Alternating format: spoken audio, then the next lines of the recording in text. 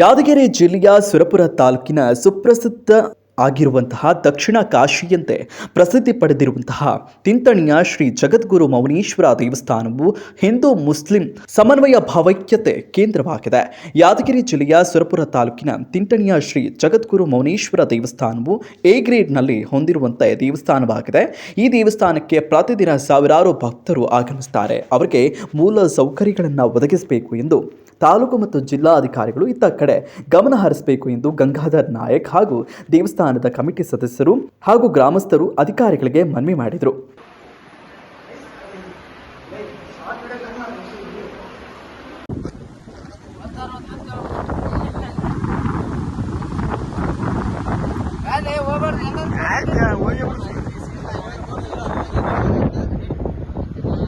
ಯಾದಗಿರಿ ಜಿಲ್ಲೆಯಲ್ಲಿ ಅತ್ಯುತ್ತಮ ಶ್ರೇಣಿಯಲ್ಲಿರುವಂತಹ A grade ದೇವಸ್ಥಾನವನ್ನು ಹೊಂದಿರತಕ್ಕಂಥ ತಿಂತಣಿಯ ಶ್ರೀ ಜಗದ್ಗುರು ಮೌನೀಶ್ವರ ದೇವಸ್ಥಾನಕ್ಕೆ ಸಕಲ ಮೂಲಭೂತ ಸೌಕರ್ಯಗಳು ಒದಗಿಸಬೇಕು. ಈ ಒಂದು ದೇವಸ್ಥಾನ ಬಹಳ ಐತಿಹಾಸಿಕವಾಗಿದ್ದು ಹಿಂದೂ ಮುಸ್ಲಿಂ ಪರಂಪರೆಯನ್ನು ಹೊಂದಿರುವಂತಹ ಭಾವಿಕತೆಯ ಸಂಗಮ ಕ್ಷೇತ್ರವಾಗಿದೆ. ವಿಶ್ವಕರ್ಮ ಸಮಾಜದ ಕುಲಗುರುಗಳಾಗಿರುವಂತಹ ಈ ಒಂದು ಜಗದ್ಗುರು ಮೌನೀಶ್ವರ ದೇವಸ್ಥಾನಕ್ಕೆ ಪ್ರತಿದಿನ ನೂರಾರು ಸಂಖ್ಯೆಯಲ್ಲಿ ಸಾವಿರಾರು ಸಂಖ್ಯೆಯಲ್ಲಿ ಭಕ್ತಾದಿಗಳು ಬಂದು ಹೋಗ್ತಾ ಇದ್ದಾರೆ. ಭಕ್ತಾದಿಗಳಿಗೆ ಮುಖ್ಯವಾಗಿರ್ತಕ್ಕಂಥದ್ದು ಶುದ್ಧ ಕುಡಿಯುವ ನೀರಿನ ವ್ಯವಸ್ಥೆ ಇಲ್ಲ ಇಲ್ಲಿ.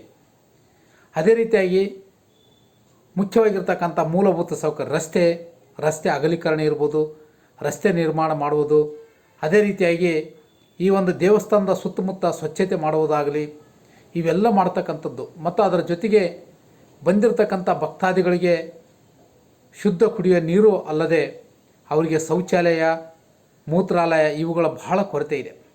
ಭಾಳಷ್ಟು ಜನ ಭಕ್ತಾದಿಗಳು ಬಂದಾಗ ಅವರ ಶೌಚಾಲಯ ಕೇಳಿದಾಗ ಇಲ್ಲಿ ಶೌಚಾಲಯ ಇಲ್ಲ. ಇಂತಹ ಪರಿಸ್ಥಿತಿಯಲ್ಲಿ ಈ ದೇವಸ್ಥಾನ ಇರೋದರಿಂದ ಬಹಳಷ್ಟು ಅನಾನುಕೂಲ ಆಗ್ತಾ ಇದೆ ಭಕ್ತಾದಿಗಳಿಗೆ.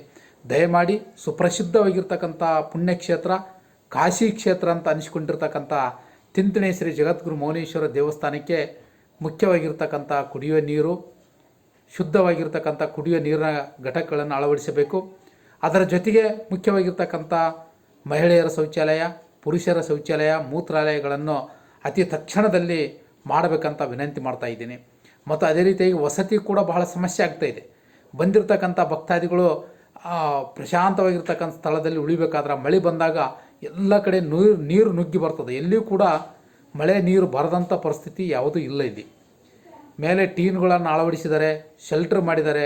ಆದರೂ ಕೂಡ ಮಳೆ ಬಂದಾಗ ಎಲ್ಲ ಕಡೆ ನೀರು ನುಗ್ಗಿ ಬರೋದರಿಂದ ಭಕ್ತಾದಿಗಳಿಗೆ ಅಲ್ಲಿ ತಾತ್ಕಾಲಿಕ ವಸತಿ ಮಾಡಲು ಇಲ್ಲದಂಥ ಪರಿಸ್ಥಿತಿ ನಿರ್ಮಾಣವಾಗಿದೆ.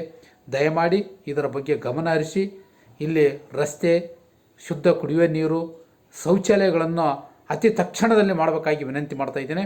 ಮತ್ತು ಅದೇ ರೀತಿಯಾಗಿ ನನ್ನೊಂದು ವಿನಂತಿ, ಎ ಗ್ರೇಡ್ ದೇವಸ್ಥಾನದಲ್ಲಿ ಪ್ರತಿಯೊಂದು ದೇವಸ್ಥಾನದಲ್ಲಿ ನಾವು ನೋಡ್ತಾ ಇದ್ದೀವಿ, ಒಳ್ಳೆಯ ದಾಸೋಹ ಇರ್ತದೆ, ಭಕ್ತಾದಿಗಳು ಬಂದರಿಗೆ ಒಳ್ಳೆಯ ಊಟದ ವ್ಯವಸ್ಥೆ ಇರ್ತದೆ. ಆದರೆ ತಿಂತಣಿ ಶ್ರೀ ಮೌನೇಶ್ವರ ದೇವಸ್ಥಾನದಲ್ಲಿ ಭಕ್ತಾದಿಗಳು ಪರದಾಡುವಂಥ ಪರಿಸ್ಥಿತಿಯಾಗಿದೆ. ಇಲ್ಲಿ ದಾಸೋಹವನ್ನು ಸರ್ಕಾರದಿಂದಲೇ ನಡೆಸ್ತಕ್ಕಂಥ ವ್ಯವಸ್ಥೆ ಆಗಬೇಕು. ಇಲ್ಲಿ ಸ್ವಾಮೀಜಿಯವರು ನಡೆಸ್ತಾ ಇದ್ದಾರೆ, ಒಂದು ಸಲ ಹಾಕ್ತಾರೆ, ಒಂದು ಸಲ ಇಲ್ಲ, ಒಂದು ಸಲ ನಡೀತದೆ, ಒಂದು ಸಲ ನಡೆಯೋದಿಲ್ಲ.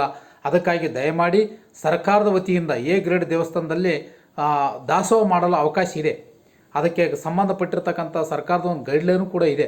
ಅದಕ್ಕಾಗಿ ತಕ್ಷಣ ಒಂದು ಸರ್ಕಾರದ ವತಿಯಿಂದ ದಾಸೋಹ ನಡೆಸ್ತಕ್ಕಂಥ ವ್ಯವಸ್ಥೆ ಆಗಬೇಕಾಗಿ ನಾನು ವಿನಂತಿಯನ್ನು ಮಾಡ್ತಾ ಇದ್ದೀನಿ.